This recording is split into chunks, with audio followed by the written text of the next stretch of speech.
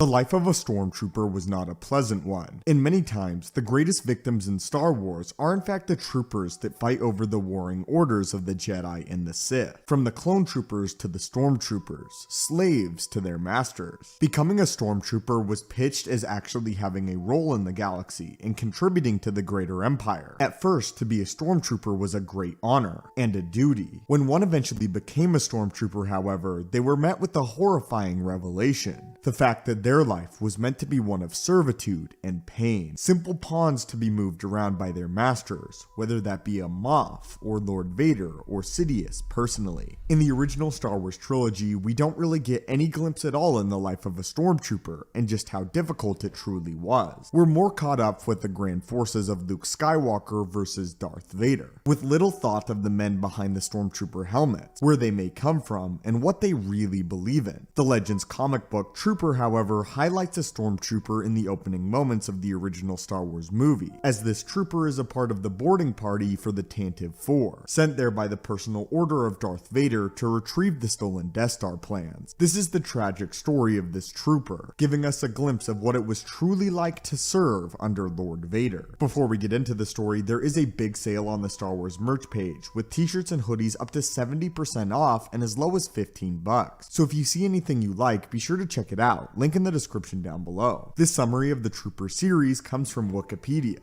In the loading bay of an Imperial Star Destroyer, one of the stormtroopers silently prays that he will not be called upon to lead the boarding party. In theory, the explosion caused when the door is breached should cause the defenders to flinch and allow the boarding party to surprise them. This trooper, however, knows better. Every single time he has been on this kind of mission, the first trooper through the door was the first to be shot. He flashes back to his early adulthood, living on the Greater Martynas, a rustic backwater planet with constant dust storms. His father was a hunter who scratched out a meager living selling hides, and the young man grew sick of the dust storms, the vagrant lifestyle, and his father's constant sermonizing about how freedom was the most important thing in life, and taking freedom away was the lowest act imaginable. One day, an Imperial landing party appeared in town and announced that the planet was now under Imperial protection. The young man's father protested, and a stormtrooper shot him dead.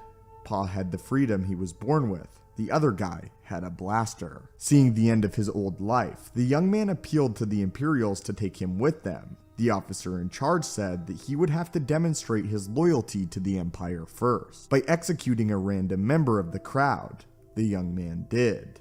To me, it wasn't evil. It was nothing more than common sense, a way of Greater Martynas. The trooper then recalls the brutal training regimen that initiated him into the stormtrooper ranks, requiring him to kill his fellow recruits, or risk his own death in training, all designed to drain him of his humanity and individuality, and teach him complete obedience to orders, and to value victory over everything, including his own life. Back in the present, the entire unit freezes as Darth Vader appears, and warns the sergeant in charge that his men had better be up to the mission they are being given. With a tremble, the sergeant assures Lord Vader that they are. The trooper hears the soldiers behind him soil his uniform, and I curse the day I ever joined the Empire. He looks back on his life as a trooper again, and he became all but indifferent to the death of his comrades and the atrocities he was ordered to carry out. But he is brought back to reality again as the sergeant selects him to go in first. As the boarding party prepares, the trooper silently prays, swearing that if he survives the next few minutes, then he will desert at the next opportunity and leave the Empire behind. Perhaps he will even join the rebellion.